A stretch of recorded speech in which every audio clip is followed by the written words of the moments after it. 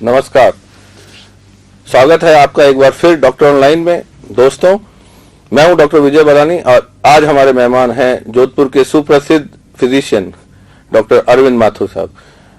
Doctor Arvind Mathur को किसी परिचय की वैसे तो कोई आवश्यकता नहीं है, लेकिन क्योंकि इस कार्यक्रम की परंपरा है इसलिए मैं आपको बता दूं कि डॉक्टर अरविंद माथुर ने अपनी प्रारंभिक शिक्षा गवर्नमेंट हाई स्कूल जालोर से प्राप्त की और मेरिट में 6ठा स्थान प्राप्त किया। उसके बाद आपने Lachoo memorial college of science में फर्स्ट ईयर बीएससी करते हुए आपका सिलेक्शन मेडिकल कॉलेज जोधपुर में हो गया, जहां भी आपने अपनी सफलताओं के झंडे गाड़े। फर्स्ट एमबीबीएस में आपने फिजियोलॉजी में गोल्ड मेडल प्राप्त किया। सेकंड एमबीबीएस में आपने पूरी यूनिवर्सिटी में प्रथम स्थान प्राप्त किया और फाइनल एमबीबीएस में आपने पूरी यूनिवर्सिटी में तीसरा स्थान प्राप्त किया। इसके बाद आपने एमडी मेडिसिन भी जोधपुर से ही किया और कुदरत का करिश्मा देखिए, मेडिकल कॉलेज जोधपुर में ही आपने असिस्टेंट प्रोफेसर के रूप में और उसके बाद सन 1995 से एसोसिएट प्रोफेसर के रूप में आप मथुरा दास माथुर अस्पताल और doctor S N medical college के लिए लगातार कार्य करते आ रहे हैं। ये आपका मधुर व्यवहार ही है और उसके साथ वृद्ध जनों के लिए स्नेह है, जिसके कारण आपने मार्च 2000 में जेनेटिक्स क्लिनिक की शुरुआत की मथुरा दास माथुर अस्पताल में। इसके लिए आपने विशेष तौर पर ट्रेनिंग प्राप्त की है इंटरनेशनल इंस्टीट्यूट ऑफ एजिंग माल्टा से। डॉक्टर अरविंद माथुर, कार्यक्रम में आपका बहुत बहुत स्वागत है। डॉक्टर अरविंद माथुर के बारे में और बता दूं मैं आपको कि रिसोर्स पर्सन के रूप में आपने WHO यानी कि वर्ल्ड हेल्थ ऑर्गेनाइजेशन के लिए काफी वर्कशॉप्स अटेंड किए हैं और WHO के ही काफी प्रोजेक्ट्स में से इन्होंने पार्टिसिपेट किया है। उसमें से 3 प्रोजेक्ट अब तक सफलतापूर्वक पूरे कर चुके हैं। दर्शक हमारे जो भी वृद्धावस्था की समस्याओं और वृद्धावस्था से संबंधित बीमारियों के बारे में कोई भी प्रश्न पूछना चाहते हैं तो आप हमें फोन कर सकते हैं। हमारे फोन नंबर है 51099956। दर्शकों से मेरा निवेदन रहेगा कि फोन करते समय अपने टीवी के जो वॉल्यूम है उनको थोड़ा सा धीरे रखें ताकि आपकी आवाज हम तक बिल्कुल साफ पहुंच सके। डॉक्टर माथुर, अपनी बातचीत का दौर हम लोग शुरू करते हैं। सबसे पहले हमारे दर्शकों को आप बताएं कि जीनेटिक्स आखिर है क्या? जीनेटिक्स मेडिसिन का वो भाग है जो कि वृद्धावस्था की समस्याओं और बीमारियों के बारे में अध्ययन करता है। इसकी आवश्यकता इसलिए महसूस होने लगी है कि जैसे जैसे उम्र बढ़ती है वैसे वैसे कुछ अलग तरह की बीमारियां और अलग तरह के निदान और ट्रीटमेंट्स की आवश्यकताएं महसूस की जाती हैं। इसलिए इसको जनरल मेडिसिन से थोड़ा सा अलग स्पेशलाइजेशन में इंक्लूड किया गया है। वो एक पुराना गाना याद आता है, सर, वक्त इंसान पे ऐसा भी कभी आता है, राह पे छोड़ के साया भी चला जाता है। कुछ ऐसा ही देखने को मिलता है आजकल की भागदौड़ की जिंदगी में। जब वृद्धावस्था की दहलीज तक पहुंचते पहुंचते माँ बाप अपने आप को थोड़ा सा अकेला महसूस करने लग जाते हैं और घर सुने सुने से लगते हैं। ऐसा क्यों हो रहा है सर आजकल? आप इसको इसके लिए किसको दोषी तो नहीं कहना चाहूंगा, किसको जिम्मेदार मानते हैं सर? ये आज की बदलती परिस्थितियों की वजह से जो सामाजिक बदलाव हमारे यहाँ आया है, जो हमारे यहाँ जो जॉइंट फैमिली सिस्टम हुआ करता था उसमें कुछ परेशानियाँ प्रेजेंट डे जो लाइफ है उसमें इसलिए आ गई हैं कि दोनों वर्कर्स जो हस्बैंड और वाइफ जो बच्चे हैं उनको काम पे जाना पड़ता है। काम के लिए उनको अपना शहर भी छोड़ के जाना पड़ता है जहाँ पे वो अपने वृद्ध पेरेंट्स को साथ नहीं ले जा सकते हैं। इस तरह से जो प्रेशर्स उनके पास में अपनी जॉब के और अपनी ऑक्यूपेशन के जो रहते हैं उस वजह से वो उतना समय उनको उनके केयर में नहीं दे पाते हैं। ये बात धीरे धीरे भारतीय समाज में भी अब महसूस की जाने लगी है कि हमें कुछ इस एस्पेक्ट के लिए और करना पड़ेगा। एक रीज़न और भी हो गया है कि जैसे जैसे समय बदल रहा है हमारी यहाँ की लाइफ एक्सपेक्टेंसी बढ़ रही है, तो जो वृद्धजनों का जो नंबर है हमारे यहाँ पॉपुलेशन में वो भी अब बढ़ के ऑलमोस्ट 7% ऑफ द पॉपुलेशन हो गया है। डॉक्टर अरविंद माथुर ने हमें बताया कि जो पिछले कुछ 2-3 दशकों में भारत में क्वालिटी ऑफ लाइफ में जो इम्प्रूवमेंट हुआ है उससे लाइफ एक्सपेक्टेंसी जो बढ़ी है, जो पिछले सालों में 50 से 55 साल हुआ करती थी वो अब करीब 60 से 65 साल के बीच हो गई है। तो वृद्ध जनों की संख्या में इजाफा हुआ है, इसी के साथ इजाफा हुआ है वृद्धावस्था से संबंधित समस्याओं का। इस बीच एक टेलीफोन कॉल लेंगे हम लोग। हेलो नमस्कार, कौन बोल रहे हैं? हाँ जी नमस्कार, मैं डॉक्टर प्रभावती चौधरी बोल रही हूँ। डॉक्टर प्रभावती जी, कार्यक्रम में आपका स्वागत है। आप डॉक्टर अरविंद से अपना सवाल सीधे पूछिए। हाँ जी, मैं डॉक्टर साहब से ये सवाल करना चाहती हूँ कि आजकल जहाँ पर भी हम देखते हैं घुटनों की बीमारियां या जोड़ों की बीमारियां बहुत अधिक फैल रही है, महामारी की तरह इसका संक्रमण फैल रहा है जी। तो शुरू से जीवन में क्या उपाय किए जाएं कि फिर आगे चलकर के ये समस्याओं से न जूझना पड़े? आपका कहना सही है कि जो घुटनों की जो परेशानियां हैं, जो ऑस्टियोआर्थराइटिस है, वो इस उम्र में 60 साल के बाद में ज्यादा ही परेशान करने लगती है। इसका बचाव का जो तरीका है वो हमें शुरू से ही करना पड़ेगा। इसमें सबसे इम्पोर्टेंट चीज ये है कि एक तो जो फिजिकल एक्टिविटी है हमारी, उसको हमें बनाए रखना है। जो आजकल जो सेडेंटरी लाइफ है जिसमें हम अपना इतना वॉकिंग या एक्सरसाइज नहीं कर पाते हैं, तो उससे जो है ये इस तरह की प्रॉब्लम्स बढ़ने की गुंजाइश रहती है। दूसरा ये है कि जो हमारी जो कैल्शियम की जो मात्रा शरीर में है, उसको भी शुरू के वर्षों से ही बराबर बनाए रखना जरूरी है, ताकि जब तक 60 साल या उससे बड़ी वो उम्र आए तब तक वो कैल्शियम की कमी हमारे को परेशान ना करे। तीसरा यह है कि जो हमारी मांसपेशियों का जो अपनी मसल्स की जो एक्टिविटी है उसको हमें बनाए रखना है, ताकि कि घुटनों में जो है जो पर्टिकुलर एक्सरसाइजेस हैं वो बराबर करने से घुटनों में दर्द वगैरह की परेशानी आगे चल के ना हो। ये आपका कहना बिल्कुल सही है। संभावना है कि इससे आगे कतई न हो या फिर भी संभावना बनी रहती है? थोड़ा सा ऐसा देखिए कि उम्र के साथ में थोड़ा बहुत ऑस्टियोआर्थराइटिस का चेंजेस आते हैं, परंतु अगर हम एक्सरसाइजेस बराबर करते रहें और हमारा जो न्यूट्रिशन और कैल्शियम के कंटेंट्स बराबर रखें, तो ये परेशानी जो है हमें परेशान नहीं करेगी। ये जो बीमारी है इससे हमें परेशानी नहीं रहेगी। डॉक्टर प्रभावती, फोन करने के लिए बहुत बहुत धन्यवाद। मेरे ख्याल से आपकी बात का जवाब मिल गया होगा। सर, हम लोग बात कर रहे थे जेनेटिक्स के बारे में। डॉक्टर प्रभावती ने बहुत अच्छा सवाल पूछा कि किस तरह इसको बचाया जा सकता है। सिर्फ वृद्धावस्था ही नहीं, आम तौर पे भी हम देखें तो लाइफस्टाइल चेंजेस हैं और डाइटरी मॉडिफिकेशंस अगर हम लोग अभी से शुरू करते हैं तो सिर्फ वृद्धावस्था की समस्याएं नहीं, अन्य कई भी ऐसी चीजें हैं जो आजकल यंगर जनरेशन में हो रही हैं, जैसे हार्ट की डिजीजेस बहुत जल्दी होने लगी, उसमें भी लाइफस्टाइल चेंजेस और डाइटरी जो इम्बैलेंसेज हैं उसको करेक्ट करें तो वो ठीक हो सकते हैं। आपका कहना सही है कि वृद्धावस्था की बीमारियों को बचाने का जो उपाय है वो हमें यंग एज से ही शुरू करना पड़ेगा। और ये जो कार्डियोवास्कुलर डिजीजेस का आपने बताया, वो बहुत ही एक इम्पॉर्टेंट एस्पेक्ट है ओल्ड एज में बीमारी का। ये बहुत ही कॉमन होता है इस उम्र में आते आते, क्योंकि हृदय में और खून की नलियों में जो बदलाव आ जाते हैं उम्र के साथ में, वो बदलाव जो हार्ट की बीमारी जो एथेरोस्क्लेरोसिस है उसके साथ में जुड़ के और परेशानी पैदा कर देते हैं। तो अगर इनका बचाव का उपाय हम शुरू से करें, जिसमें हम हमारे खान पान को ध्यान रखें, हमारी फिजिकल एक्टिविटीज का ध्यान रखें, और दूसरी कुछ बीमारियां खास करके ब्लड प्रेशर वगैरह का कंट्रोल अगर रखा जाए, तो हम वृद्धावस्था में इन बीमारियों को प्रिवेंट कर सकते हैं। बिल्कुल सर। एक और फोन कॉलर हमारे साथ जुड़े हैं, उनसे हम बात करेंगे। Hello hello. हाँ जी, नमस्कार, कौन सा बोल रहे हैं? एसएन व्यास बोल रहे हैं जी। एसएन व्यास जी, आप अपना सवाल पूछिए। हमारा सवाल ये है जी हाँ जी। कि अस्थमा की जो तकलीफ है, हाँ जी।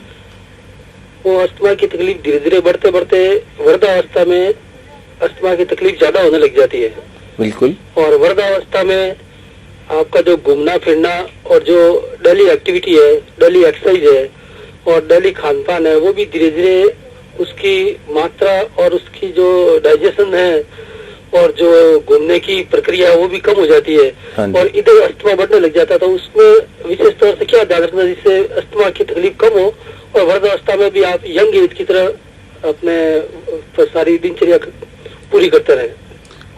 व्यास जी, आपका ऑब्जर्वेशन बहुत ही अच्छा है कि जैसे जैसे उम्र बढ़ती है वैसे वैसे अस्थमा की प्रॉब्लम बढ़ जाती है। खान पान और वो कम होने की वजह से और एक्टिविटी कम होने से परेशानियां बढ़ जाती हैं। पर इसके प्रिवेंशन के लिए देखिए, एक तो ये है कि उम्र के साथ में हमें हमारा जो एक्टिविटी है, फिजिकल एक्टिविटी, उसको कम नहीं करना है। ना ही हमें जो है खान पान के बारे में भी हमें खास करके ध्यान रखना जरूरी है। उस बारे में ये इम्पोर्टेंट है कि जो खान पान का जो इश्यू है, इसमें हमें एडिक्वेट प्रोटीन्स, विटामिन्स की इनटेक जरूर बराबर बनाए रखना है इस उम्र में भी, दूसरा, अस्थमा के लिए, एक अस्थमा इस उम्र में आते आते एक बहुत इंपॉर्टेंट परेशानी का कारण बनता है, क्योंकि उम्र के साथ फेफड़ों में कुछ बदलाव आता है, जिसकी वजह से एम्फिसीमा करके एक प्रॉब्लम जो है फेफड़ों में हो जाती है, जो कि अस्थमा की प्रॉब्लम को बढ़ाती है। इन सब को बचने के लिए कुछ रेस्पिरेटरी फिजियोथेरेपीज है, जो एक्सरसाइजेज हैं। आप ये देखेंगे कि योग में भी कुछ स्पेशल एक्सरसाइजेज हैं अस्थमा के लिए, प्राणायाम वगैरह, उनसे भी इस प्रॉब्लम से, इस वृद्धावस्था में भी बचा जा सकता है और उनसे आपको काफी हद तक मदद मिल सकती है।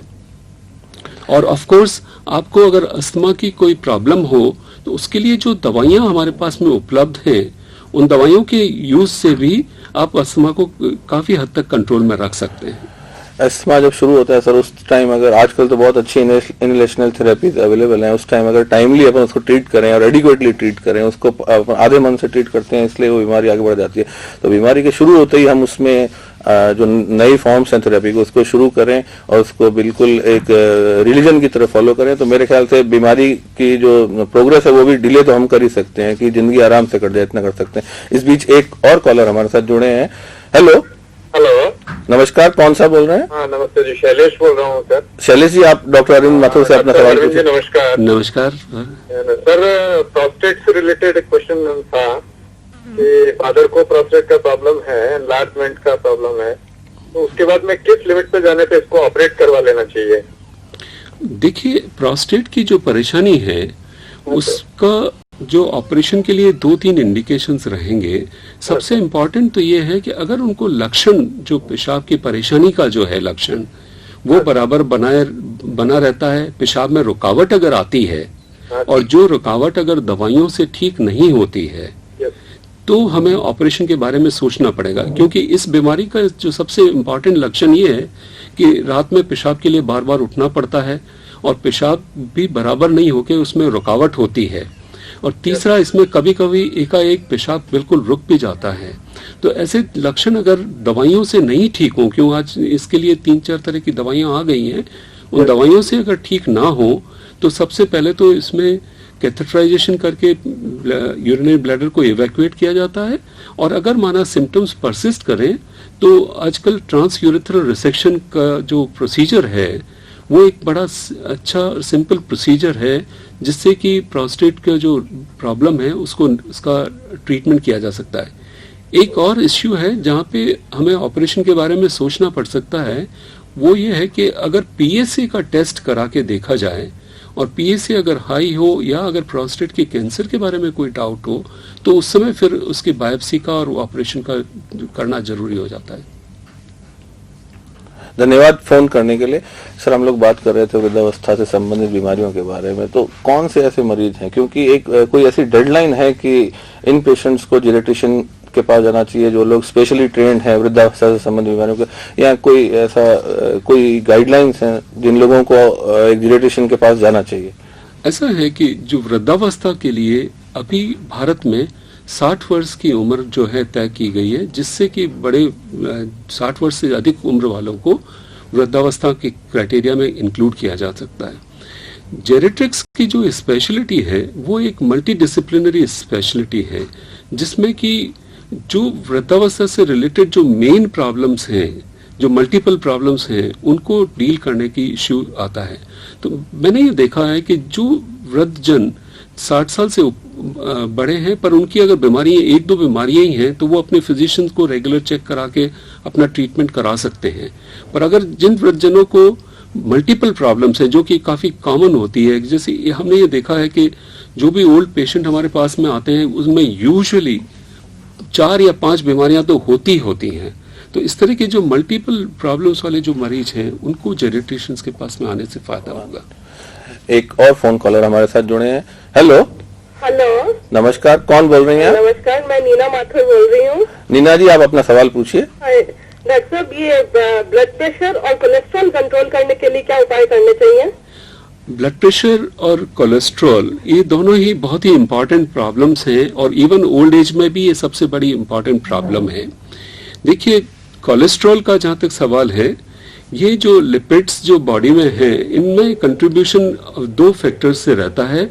एक तो फैमिलियल रहता है, कुछ फैमिलीज में ये कोलेस्ट्रॉल ज्यादा रहने की इश्यू रहता है। दूसरा है हमारे डाइटरी हैबिट से जो है उससे कोलेस्ट्रॉल बढ़ता है। तीसरा, अगर हमारी फिजिकल एक्टिविटीज कम हो तो उनसे कोलेस्ट्रॉल बढ़ता है। तो सबसे पहला तो कोलेस्ट्रॉल कंट्रोल के लिए हमें हमारा डाइट को जो है ऑब्जर्व करना पड़ेगा, खास करके जो सैचुरेटेड फैट्स हैं, घी, मक्खन वगैरह या इनके इस्तेमाल को हमें थोड़ा कम करना पड़ेगा। दूसरा, इसके साथ में हमारी physical activity, particularly walking, brisk walking या एक्सरसाइजेस को हमें कंटिन्यू करना पड़ेगा। थर्ड, अगर इन सब के बावजूद भी अगर कोलेस्ट्रॉल कम नहीं आता है तो इसके लिए आजकल बड़ी अच्छी दवाइयां उपलब्ध हैं जो स्टेटिन्स के नाम से हैं। उन दवाइयों के इस्तेमाल से कोलेस्ट्रॉल कम भी होता है और उसका जो असर खून की नसों पे होता है वो भी कम होता है। ये बात तो रही कोलेस्ट्रॉल की।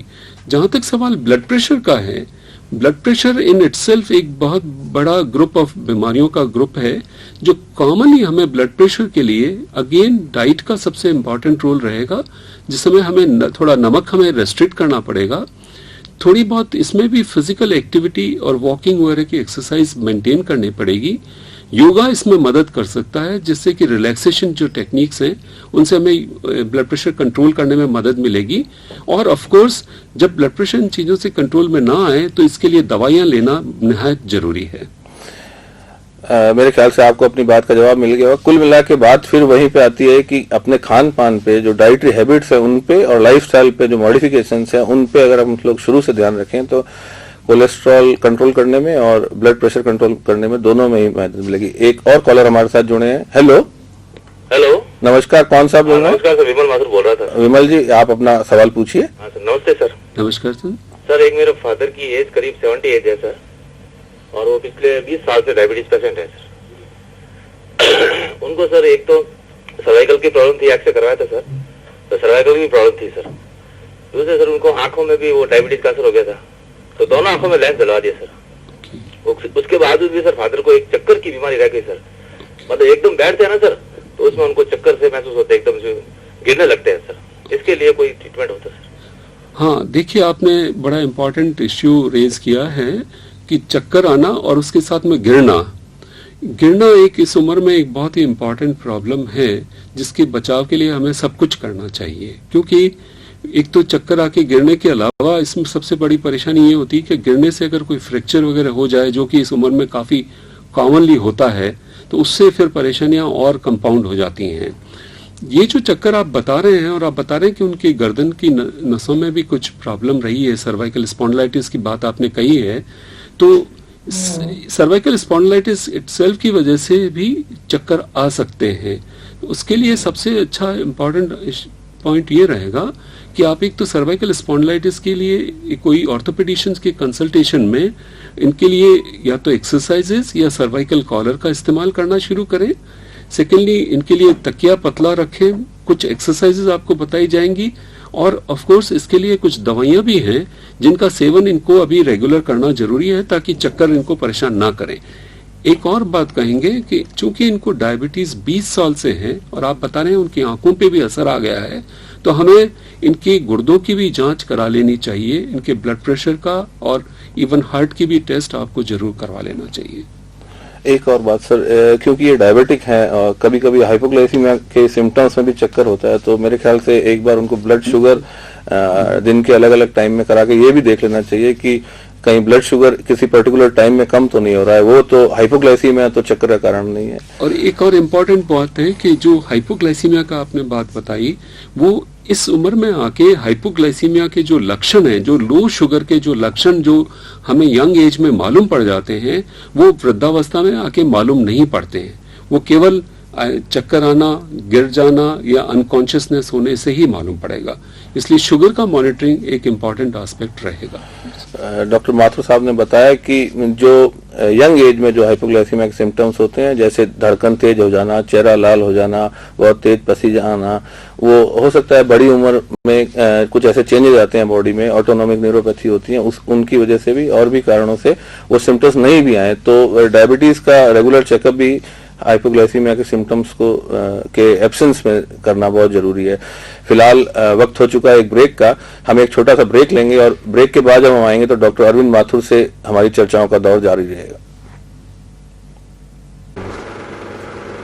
एक बार फिर स्वागत है आपका डॉक्टर ऑनलाइन में। आज हम बात कर रहे हैं डॉक्टर अरविंद माथुर साहब से वृद्धावस्था से संबंधित समस्याओं और बीमारियों के बारे में। यदि आपके जहन में भी कोई सवाल हो जो आप हमसे पूछना चाहते हैं तो आप हमें फोन कर सकते हैं। हमारे फोन नंबर है 51099956।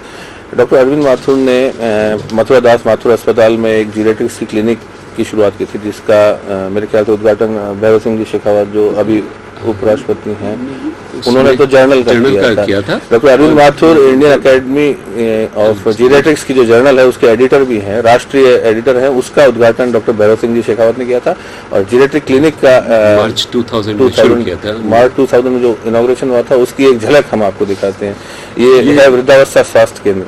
ये वृद्धावस्था स्वास्थ्य केंद्र जो है ये मथुरा दास माथुर हॉस्पिटल में कार्यरत है और हर एक गुरुवार को हम इसमें कोशिश ये करते हैं कि वृद्धजनों के लिए जांच की जाए।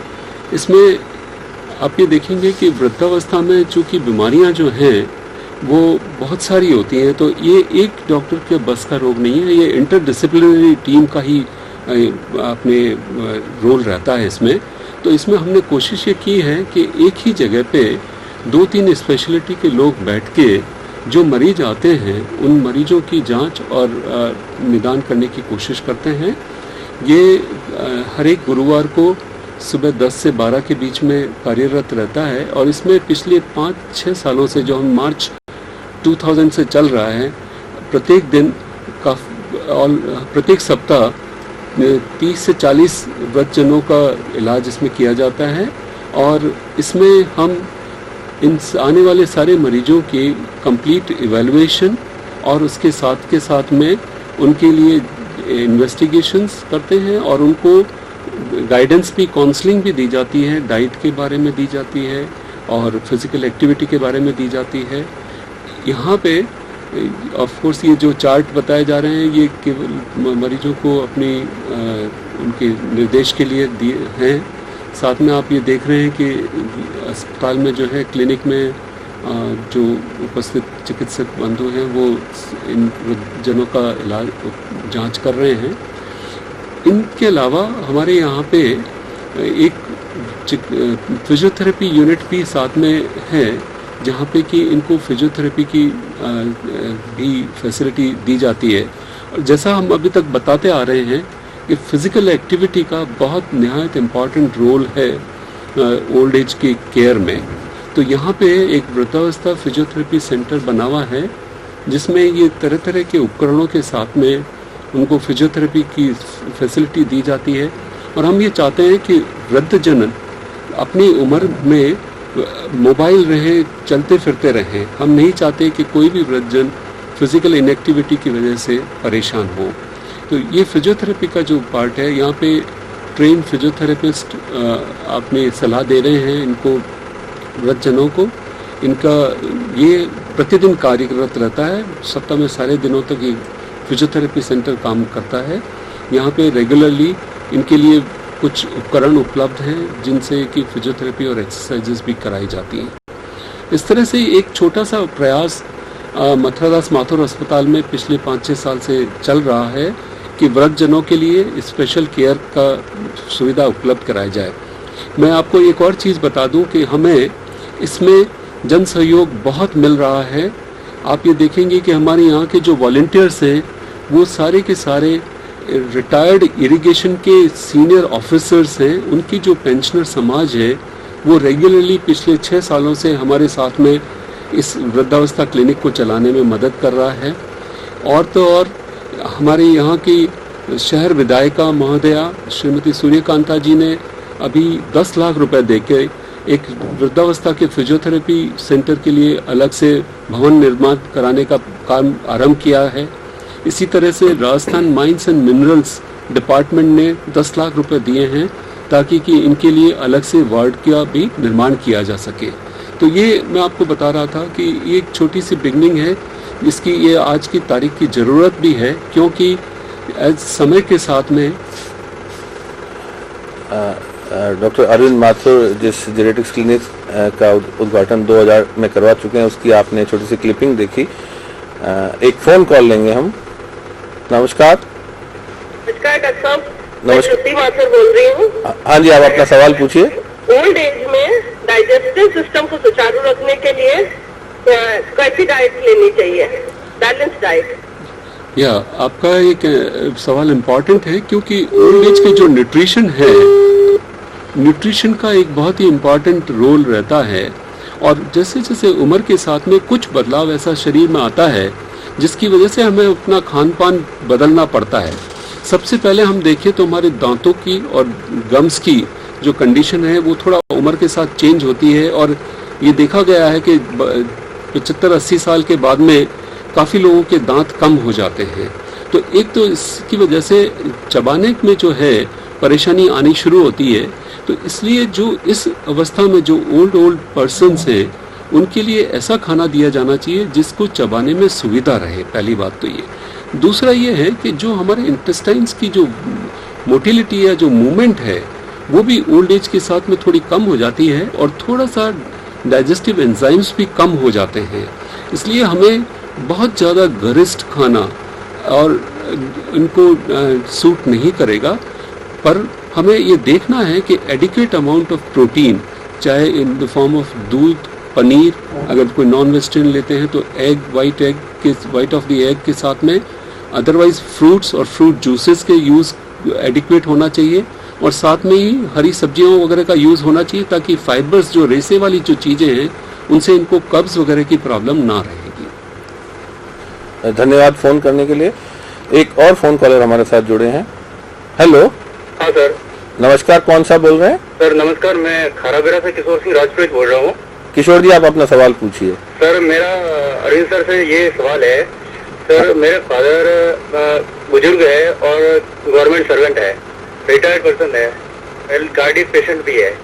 सर इनको जो पहले टेबलेट्स दी जा रही थी और आज के टाइम में जो जेनरिक दवाई दे रहे हैं, तो सर उसमें कितना इफेक्ट है, मैं सर आपसे थोड़ी सी जानना चाहूँगा। देखिए, जहाँ तक सवाल जेनरिक दवाइयों का है, उनका असर तो वही रहेगा, केवल नाम बदला गया है और कोई बात नहीं है, क्योंकि उनके जो कंटेंट हैं वो कंटेंट वही रहते हैं जो कि आपके पहले जो दवाई चल रही होगी उसके। इसलिए ये केवल नाम का बदलाव है, असर में बदलाव नहीं होगा यूजुअली। मेरे ख्याल से ये तो सिर्फ एक सरकार की नीति है कि, हाँ, वो उसका देखिए, जेनरिक जो नाम से जो दवा आती है वो दवा वही असर करेगी जो कि नॉर्मल दवा जो नाम से आ रही है। ये तो सरकार की परचेज पॉलिसीज के अंदर है। बहरहाल फोन करने के लिए बहुत बहुत धन्यवाद। सर एक बात मैं जानना चाहूँगा निजी तौर पे भी और दर्शकों के भी आप पे भी, कि आपके पास इतने सारे ऑप्शंस थे, आप इतने अच्छे प्रैक्टिशनर हैं, सब कुछ अच्छा था, आपने जीरेटिक्स को ही क्यों चुना? आपके पास बहुत सारे ऑप्शन थे, ये हम लोग जरूर जानना चाहेंगे। देखिए, ऐसा था कि जैसे हम जब इंटरनल मेडिसिन या जनरल मेडिसिन में काम कर रहे हैं इतने सालों से, तो मैंने ये देखा कि जो कॉमनली हमारे पास में जो मरीज आ रहे थे वो सारे वृद्ध जन आ रहे थे। दूसरा, हमने ये पाया कि जो जनरल मेडिसिन वार्ड में उनको कंपटीशन हो जाता है यंग पेशेंट्स के साथ में, तो उनकी परेशानियां कभी कभी ओवरलुक भी हो जाती थी। तो ये, तीसरा मैंने ये देखा कि ओल्ड एज पर्सनस के लिए हमें इंटरडिसिप्लिनरी टीम डेवलप करना जरूरी है, ताकि कि उनका इस समय में मदद की जा सके। उसी वजह से मैंने सोचा कि इस काम को शुरू करना चाहिए। बिल्कुल ठीक है सर। एक और फोन कॉल लेंगे हम। हेलो। हेलो, नमस्कार, कौन बोल रहे हैं आप? मैं सुखो मेहता बोल रही हूँ। आप अपना सवाल पूछिए। हाँ, मेरे डॉक्टर सर में दर्द बहुत रहता है और पेट में बहुत दर्द रहता है। मैं 60 साल की हूँ, 61 साल की हूँ। हाँ हाँ, आपको ये जो सरदर्द की शिकायत कितने समय से है? डॉक्टर साहब करीब 4 महीने से है। अच्छा, अभी मैंने आँख का ऑपरेशन भी करवा लिया है।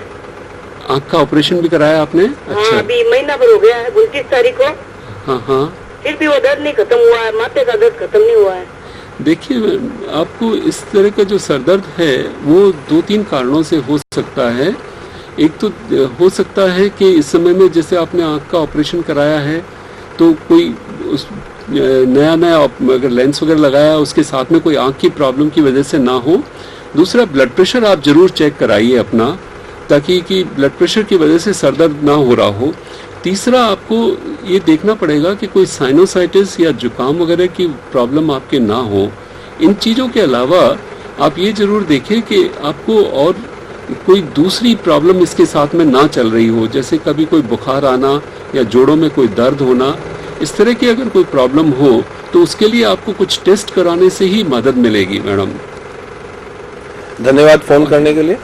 सर, हम लोगों ने आपकी क्लिपिंग देखी, आपके जीनेटिक्स क्लिनिक जिसको आप लगातार पिछले 5-6 सालों से चला रहे हैं। क्या कोई ऐसी और भी संस्थाएं हैं जोधपुर में जो वृद्धजनों के लिए कार्य कर रही हैं, जिनसे वृद्धजनों को कोई फायदा पहुंच सकता है? ये जोधपुर का सौभाग्य है कि यहाँ पे बहुत NGOs और बहुत लोग इस पुनीत कार्य में जुड़े हुए हैं, और जिसमें आप ये देखिए कि बहुत अच्छे अच्छे डे केयर सेंटर्स जोधपुर में बने हैं। पिछले 2 साल से 1-1.5 साल से तो अभी जो कार्यरत है। इसी तरह से 2-3 ओल्ड एज होम्स बहुत अच्छे बने हैं जो कि अपनी सेवाएं दे रहे हैं। इनके अलावा ये मैंने पाया है कि जब भी हमने ओल्ड एज केयर के नाम से कोई भी कार्य करने के लिए बात करी है तो सभी क्वार्टर से, सभी लोगों की तरफ से हमें सहयोग मिला है। एक और फोन कॉलर हमारे साथ जुड़े हैं। हेलो हेलो हेलो, नमस्कार, कौन साहब बोल रहे हैं? महेश कट्टा बोल रहा हूँ सर। महेश जी, आप अपना सवाल पूछिए। सर, मैं ये जानना चाहता हूँ कि जो BP मॉनिटर आजकल बाजार में इलेक्ट्रॉनिक्स आ गए हैं, हाँ जी, वो कहाँ तक सक्सेस है?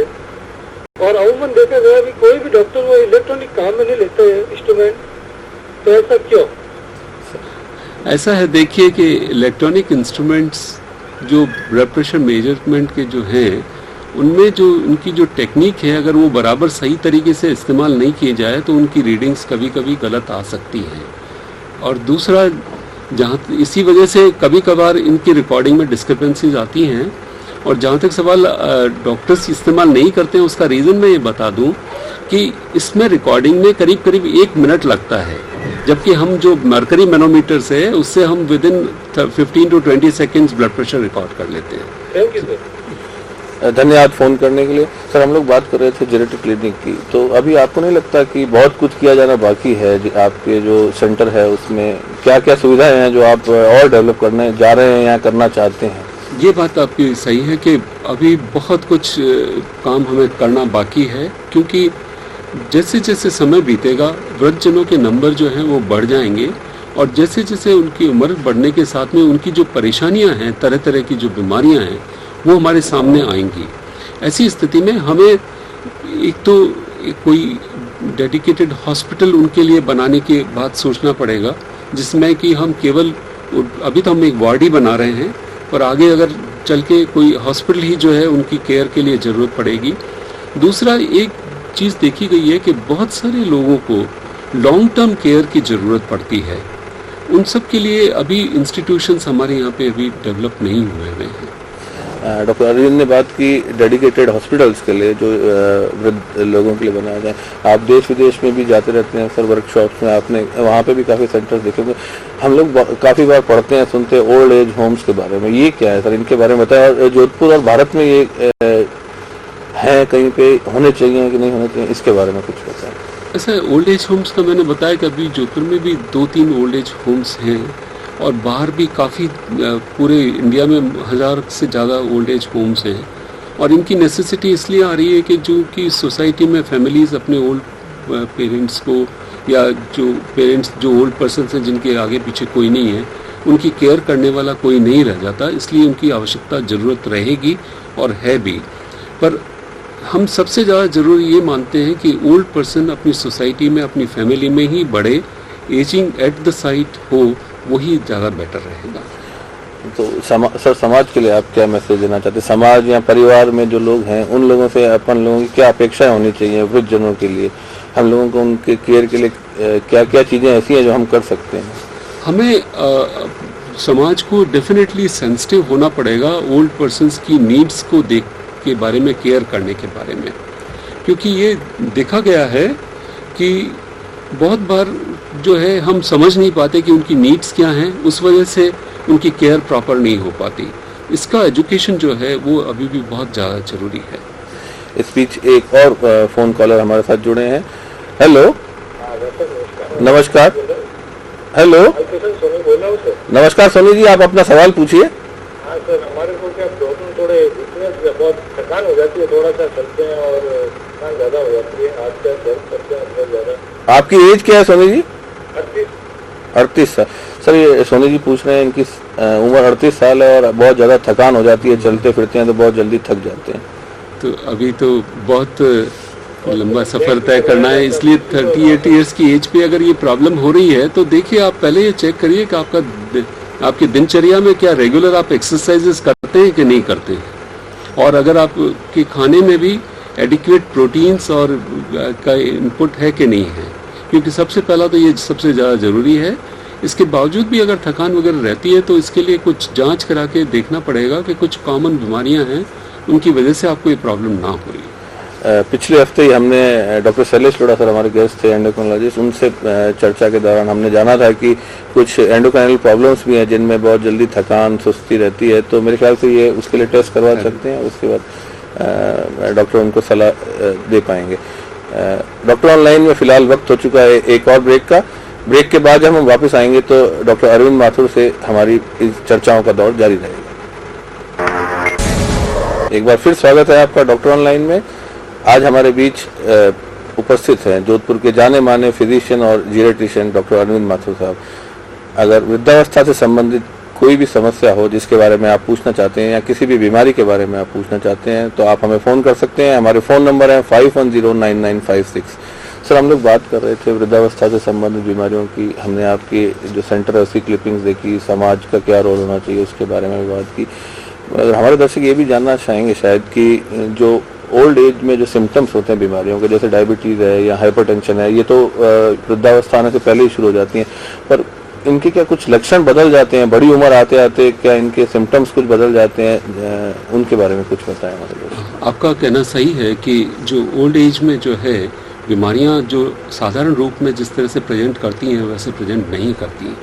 इन सब में एटिपिकल प्रेजेंटेशन होता है, इन द सेंस कि जैसे आप ये देखिए कि कॉमन जो प्रेजेंटिंग प्रॉब्लम्स इनमें जो रहती हैं वो रहती हैं फंक्शनल लॉस की।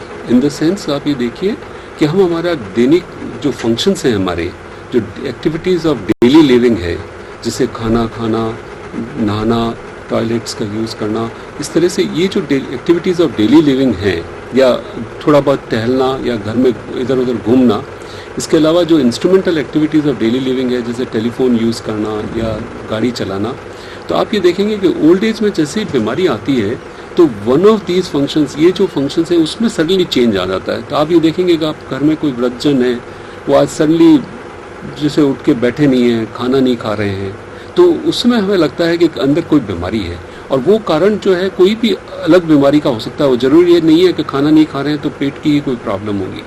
अगर कन्फ्यूजन हो रहा है, कभी वो बात बराबर नहीं कर पा रहे हैं, तो हो सकता है कि उनके शरीर में कहीं इन्फेक्शन या और कोई प्रॉब्लम होगी। तो एटिपिकल प्रेजेंटेशन ऑफ डिजीजेस जो है वो एक इम्पॉर्टेंट एस्पेक्ट है इस उम्र का। एक फोन कॉलर हमारे साथ जुड़े हैं। हेलो नमस्कार, कौन सा बोल रहे हैं? नमस्कार, मैं ओम प्रकाश बोल रहा हूँ। ओम प्रकाश जी, आप अपना सवाल पूछिए। डॉक्टर साहब को नमस्कार। नमस्कार जी। मेरा प्रश्न ये है कि शुगर जो टेस्टिंग करनी चाहिए, फास्टिंग इम्पोर्टेंट है, पीटी इम्पोर्टेंट है, नंबर 1। दूसरा है उसी में कि अगर 1 यूनिट इंसुलिन कितना शुगर कम करती है। थर्ड इसी में ये है कि जब हम खाना खाते हैं तो एकदम शुगर राइज होती है और कुछ टाइम के बाद में कम होती है, तो वो जो पीरियड रहता है ज्यादा होने से उसका क्या नुकसान होता है। और चौथा, क्या ऐसी कोई यूनिट है या इन्वेंशन या इंस्ट्रूमेंट है जो कि ऑटोमेटिकली बॉडी में शुगर को कंट्रोल कर सके। इंसुलिन लेने वाले अगर इंसुलिन भर दे उसमें बॉडी में और वो ऑटोमेटिक कंट्रोल करे, इससे न तो कम की प्रॉब्लम रहे न ज्यादा की। आपके सवालों का जैसे हम सबसे पहले, अगर ये पहला तो ये है कि अगर हम चौथे सवाल को पहले ले लेते हैं कि इंसुलिन इन्फ्यूजन पंप्स आ गए हैं, ऑटोमेटेड पंप्स, जो कि बॉडी में ब्लड शुगर को सेंस करते हैं और उतनी ही अमाउंट का इंसुलिन जो है वो बॉडी में इंजेक्ट करते हैं। और इस तरह के पंप्स अभी यूरोप और यूएसए में रेगुलर यूज़ में भी हैं। पर्टिकुलरली जिन लोगों की शुगर रेगुलर इंजेक्शन से कंट्रोल में नहीं आती है, उनके लिए इस तरह के इंसुलिन इन्फ्यूजन पंप्स उपलब्ध हैं। जहाँ तक सवाल फास्टिंग और पोस्टप्रेंडियल शुगर के लेवल्स का है, दोनों ही की महत्ता अलग अलग है। देखिए कि हम ग्रेजुअली जो हमारी जो स्टडीज़ हैं उनसे अब हमें यह लग रहा है कि इवन जो पोस्टप्रेंडियल शुगर जो है लेवल, वो भी डायबिटीज़ के कॉम्प्लिकेशंस को इंडिकेट करती है। इसलिए ये दोनों लेवल्स जो हैं वो जांचना जरूरी है। फास्टिंग भी जरूरी है और पोस्टप्रेंडियल का भी निहायत जरूरी है। जहाँ तक सवाल खाना खाते से जो शुगर बढ़ने की जो बात है, वो एक नॉर्मल फिनोमेना है। नॉर्मली भी जो नॉर्मल आदमी भी जब खाना खाता है तो उसकी इमीडिएटली बाद में उसके ब्लड शुगर लेवल्स बढ़ते हैं, पर वो यूजुअली वो लेवल्स जो हैं 140-150 तक रहते हैं और 180 से अबाउ नहीं जाते हैं। डायबिटीज़ में हम ये देखते हैं कि ये लेवल्स थोड़ा सा ज़्यादा बढ़ जाते हैं, पर ये देखा गया है कि विद इन 2 आवर्स वो लेवल्स वापस कम आ जाते हैं। तो ये जो पोस्टप्रेंडियल जो slight rise of blood sugar है वो एक नॉर्मल फिनोमेना है जो डायबिटीज़ में भी होगा। पर अगर हम इंसुलिन को लेके उस शुगर के लेवल्स की जो राइज है वो उसको अगर 180 या 200 से ऊपर जाने को रोक सके तो वो बेटर रहेगा। तो एक तो ये है कि पोस्टप्रेंडियल राइज जो होता है थोड़ा बहुत, उससे आप परेशान ना हो। जहाँ तक सवाल 1 यूनिट इंसुलिन कितने शुगर को रिड्यूस करेगा, ये हर एक इंडिविजुअल के वेट और उसके कॉन्स्टिट्यूशन पे डिपेंड करता है। इसके लिए कोई स्पेसिफिक फार्मूला नहीं है जिससे कि हम तय कर पाएँ कि किसका शुगर लेवल किस इंसुलिन 1 यूनिट इंसुलिन से कितना शुगर लेवल कम आएगा, क्योंकि इसमें पर्सन का बॉडी वेट, उसके बॉडी की कॉन्स्टिट्यूशन, फैट कंटेंट्स, उन सब का मायने रहेगा। इंसुलिन सेंसिटिविटी कितनी है, उन सब का फैक्टर्स आ जाता है। और इंसुलिन देते वक्त हम लोग बॉडी वेट का विशेष तौर पर ध्यान रखते हैं। पर यूनिट जो यूनिट पर केजी बॉडी वेट देते हैं उसका भी थोड़ा। बहरहाल फोन करने के लिए बहुत बहुत धन्यवाद। बहुत लंबा सवाल था आपका, लेकिन मेरे ख्याल से आप डॉक्टर अरविंद माथुर साहब के इतने लंबे जवाब से पूरी तरह से संतुष्ट हो गए होंगे। सर, समय इस प्रोग्राम में बहुत कम बचा है। हेलो हेलो, नमस्कार। हाँ नमस्कार, मैं मंजू जोशी बोल रही हूँ। हाँ मंजू जी, आप अपना फोन सवाल पूछिए। हाँ, मेरे हस्बैंड को पिछले 30 साल से माइग्रेन का है, बहुत पेन रहता है, हेडेक। हाँ जी। और उनको कुछ भी खाना पचता नहीं है, कोई थोड़ा जैसे दूध का कोई मिठाई खा लो, हाँ जी, कुछ भी ठीक है, मतलब बहुत ज्यादा हेडेक होने लगता है। हाँ जी। कई डॉक्टरों को दिखाया, बासोदिन लेते हैं तो थोड़ा सा फर्क पड़ता है। आपके हस्बैंड की उम्र कितनी है मंजू जी? 52-53 साल है लगभग। और ये तकलीफ कितने साल से बताई आपने? 30 साल हो गए उनको। अच्छा, देखिए ऐसा लगता है तो माइग्रेन का ही अटैक आपके, पर इन माइग्रेन के प्रिवेंशन के लिए आजकल कुछ दवाइयाँ और आ गई हैं। एक तो उन दवाइयों के इस्तेमाल से, रेगुलर इस्तेमाल से हो सकता है कि आपके हस्बैंड के अटैक्स जो सरदर्द के हैं वो कंट्रोल में किए जा सके। इसके अलावा भी कुछ और भी जांच करा के देखने से इसमें आपको मदद मिलेगी। तो मेरा ख्याल है आप इसके लिए रेगुलर एक बार चेकअप और करा के देखिए। मंजू जी, डॉक्टर अरविंद माथुर साहब ने आपको ये सलाह दी है कि एक तो इस जो आपका डायग्नोसिस है माइग्रेन का, इसको वापस से कंफर्म करना है कुछ जांचों के जरिए, और कुछ नई दवाइयां भी अभी बाजार में उपलब्ध हुई हैं जिनके सारे अगर वो जो टैबलेट आपने बताई उससे अगर असर नहीं पड़ रहा है तो कुछ और दवाइयां भी हम लोग ट्राई कर सकते हैं। फोन करने के लिए बहुत बहुत धन्यवाद। सर, मैं ये कह रहा था टाइम अब इस प्रोग्राम में बहुत ज़्यादा नहीं बचा है, तो सबसे पहले वृद्ध जनों के लिए कुछ टिप्स जो आप देना चाहेंगे। कुछ बीमारियां हैं खास तौर पे जैसे कि एक्सट्रीम्स ऑफ टेम्परेचर। लकीली सर्दी तो राजस्थान में बहुत ज़्यादा नहीं होती, गर्मियों में एक्सट्रीम्स ऑफ टेम्परेचर है, बाथरूम जाते वक्त, या और भी ऐसी कुछ टिप्स जो आप हमारे वृद्ध जनों को देना चाहें। सबसे इम्पॉर्टेंट चीज़ है कि पहला तो ये मन में ध्यान रखें कि वृद्धावस्था कोई बीमारी नहीं है, और ना ही वृद्धावस्था की वजह से कोई बीमारी इटसेल्फ की वजह से होती है। इसलिए सभी वृद्धजनों को अपने आप को जितना एक्टिव रख सकें और जितना अपने आप को फिजिकली एक्टिव रख सकें वो बहुत ज़्यादा ज़रूरी है। हाँ, ये बात ज़रूर है कि वृद्धावस्था के साथ में हमारी बॉडी की जो फंक्शनिंग है उसमें थोड़ा बहुत असर आ जाता है।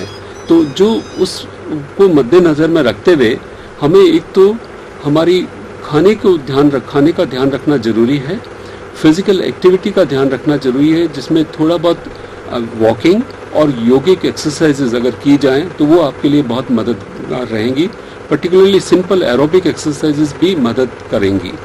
तीसरा, इसके साथ में अपना रेगुलर मेडिकल चेकअप भी आप करा के कुछ बीमारियों का जल्दी निदान करके उनको कंट्रोल में रखने से फ़ायदा हो सकता है, जिसमें सबसे इम्पॉर्टेंट चीज़ है ब्लड प्रेशर का। हमारी जो स्टडी थी उसमें हमने पाया कि 50% से ज़्यादा ओल्ड पर्सन्स को ब्लड प्रेशर की बीमारी थी, और उनमें से आधे लोगों को पता भी नहीं था कि उनका ब्लड प्रेशर हाई है। तो सिंपल बीमारियां जैसे ब्लड प्रेशर की बीमारी है, अगर कोलेस्ट्रॉल का भी चेक अगर कभी कराया जा सके तो कोलेस्ट्रॉल के लेवल्स अगर बढ़े हुए हैं या शुगर के लेवल्स चेक किए जाए तो, और दूसरा इसके साथ में सिंपल जो प्रॉब्लम्स हैं जैसे आई साइट का जो प्रॉब्लम है वो सबसे कॉमन इम्पॉर्टेंट प्रॉब्लम है कैटरेक्ट के डेवलपमेंट का। तो ओल्ड एज में एक बार जैसे रेगुलर आई चेकअप करवा के देखा जा सकता है कि जब भी कैटरेक्ट है तो उसका इजीली ट्रीटमेंट किया जा सकता है। सुनने के बारे में जो है उसका भी टेस्टिंग एक दो बार कभी करा के देख लेना चाहिए क्योंकि उम्र के साथ में थोड़ा सा सुनने में भी फ़र्क आता है। थर्ड जो कॉमन प्रॉब्लम जो अभी लास्ट टाइम हमने बात की थी कार्डियोवास्कुलर प्रॉब्लम्स की, हार्ट की प्रॉब्लम्स की भी हैं, तो उनका भी जल्दी निदान और ट्रीटमेंट अगर हो तो उससे जो ओल्ड एज का जो समय है वो आराम से और सुखद निकल सकता है। एक ये भी देखने में समस्या आई है सर कि काफ़ी कुछ बीमारियां ऐसी हो जाती हैं जैसे पैरालिसिस हो गया या और भी ऐसी बीमारियां जिससे पेशेंट लंबे टाइम तक बेड रिडन हो जाता है ना चाहते हुए भी, तो उनमें कुछ ऐसी समस्याएं हैं जिनका विशेष ध्यान रखा जाना चाहिए। बेड रिडन पेशेंट्स को क्या समस्याएं हो सकती है और उनसे कैसे बचाव किया जा सकता है? ये एक बहुत ही महत्वपूर्ण परेशानी और प्रॉब्लम रहती है कि जब कोई मरीज पैरालिसिस या और किसी बीमारी की वजह से बेड रिडन हो जाए तो उस समय में बेड रिडन रहने की वजह से शरीर में काफ़ी कुछ परेशानियां पैदा हो जाती हैं, जिसमें खास करके लेटे रहने से पैरों की नसों में खून का जमाव होना, शरीर से कैल्शियम का बाहर निकलना यूरिन के रास्ते, जो कि यूरिन में डिपॉजिट्स होने से इवन किडनी स्टोन्स वगैरह बन जाते हैं। तीसरा, चूँकि एक ही जगह लेटे रहने से शरीर में कूल्हे पे घाव वगैरह हो जाते हैं जिनको हम प्रेशर सोर्स वगैरह कहते हैं, और वो इन इटसेल्फ इतने सीरियस हो जाते हैं कि बहुत बार उसकी वजह से वो प्राणघातक सिद्ध होते हैं। तो प्रेशर सोर्स का डेवलप होना, निमोनिया इनमें हो सकता है क्योंकि लेटे रहने की वजह से वो अपना बलगम बाहर साफ नहीं कर गला साफ नहीं कर पाते, फेफड़े साफ नहीं कर पाते खांसी करके, तो उनमें निमोनिया जो है वो भी हो जाता है। तो इसीलिए हम चाहते हैं कि ओल्ड एज में कोई भी जहाँ तक कोशिश हो सके बेड पे नहीं लेटा रहे। अगर किसी को भी अगर बेड पे ज़्यादा लंबे समय तक लेटे रहने की ज़रूरत पड़ गई तो इनमें से कोई बीमारी जो है वो परेशान करेगी और इनमें से कोई भी प्रॉब्लम जो है वो प्राणघातक भी सिद्ध हो सकती है। इसलिए इमोबिलाइजेशन को हम जहाँ तक हो सकता है अवॉइड करने की कोशिश करेंगे। डॉक्टर अरविंद माथुर ने बताया इमोबिलाइजेशन और फिजियोथेरेपी भी एक जरिया हो सकता है सर, जिससे कि जो प्रोलॉन्ग बेड रिडन पेशेंट्स हैं उनके कॉम्प्लिकेशंस को कम किया जा सके। एक सर डिप्रेशन है, जो डिप्रेशन और एंजाइटी वाला पार्ट जो है वो भी वृद्धावस्था में काफ़ी ज़्यादा देखने को मिल रहा है। ओल्ड एज में बिल्कुल सही है, डिप्रेशन बहुत कॉमन होता है और उसी तरीके से एक और प्रॉब्लम होती है जो कि डिमेंशिया की प्रॉब्लम है, या जिसमें कि इनिशियली फॉरगेटफुलनेस शुरू होता है, फिर बाद में वो जो मेंटल फैकल्टीज़ जो हैं हमारी सोचने की समझने की वो धीरे धीरे चली जाती हैं। ऐसी स्थिति में वो पेशेंट हिमसेल्फ के लिए और उनकी जो केयर करने वालों के लिए एक इम्पॉर्टेंट चैलेंज सिद्ध होती हैं। तो डिमेंशिया इन इटसेल्फ एक बहुत बड़ा मेजर इश्यू है जो कि ओल्ड एज में आने पे, डिमेंशिया होने पे उनकी केयर के लिए स्पेशल ध्यान देने की ज़रूरत पड़ती है। डिप्रेशन बहुत कॉमन होता है ओल्ड पर्सनस में, इसका काफ़ी बार अंडर डायग्नोज रहता है क्योंकि वो कॉमन जो डिप्रेशन के सिम्टम्स के साथ में प्रेजेंट नहीं करते, वो केवल कोई और ही प्रॉब्लम के साथ में प्रेजेंट कर जाएंगे, पर जो नॉर्मल यंग एडल्ट जो डिप्रेशन के सिम्टम्स के साथ आता है वो उनमें नहीं होते हैं। इसलिए ये भी एक इम्पॉर्टेंट और कॉमन प्रॉब्लम है। इसी तरह से सर जो एल्डरली फीमेल्स हैं पर्टिकुलरली और मेल्स में भी ऑस्टियोपोरोसिस, हमने पिछली बार डॉक्टर शैलेश से भी जिक्र किया था, ऑस्टियोपोरोसिस भी मेरे ख्याल से काफी कॉमन प्रॉब्लम है। जैसे मैंने बताया कि जो कैल्शियम लेवल्स हम जो बॉडी में 20 साल की उम्र तक जो बना लेंगे वही हमारा बैंक बैलेंस रहेगा, जो कि ग्रेजुअली जाके धीरे धीरे उम्र के साथ में कम होता चला जाएगा। तो ऑस्टियोपोरोसिस, अगर कैल्शियम लेवल हमारा कम है शुरू में तो ऑस्टियोपोरोसिस जल्दी सेट इन होगा। और ऑस्टियोपोरोसिस एक बहुत ही इम्पॉर्टेंट प्रॉब्लम है जिससे कि हमारी बोन्स बड़ी वीक हो जाती हैं। तो जैसे ही कोई छोटा सा फॉल हुआ, किसी बाथरूम में स्लिप हो गए, कहीं गिर गए, तो इमीडिएटली उसका इम्पैक्ट ये होता है कि फ्रैक्चर हो जाता है। तो फ्रैक्चर्स बहुत कॉमन उनमें हो जाता है और सिमिलरली रीढ़ की हड्डी के फ्रैक्चर्स इनमें काफ़ी कॉमन हो जाते हैं, जिसकी वजह से कमर में दर्द और पैरों में कमजोरी वगैरह का भी प्रॉब्लम इनमें आ जाता है।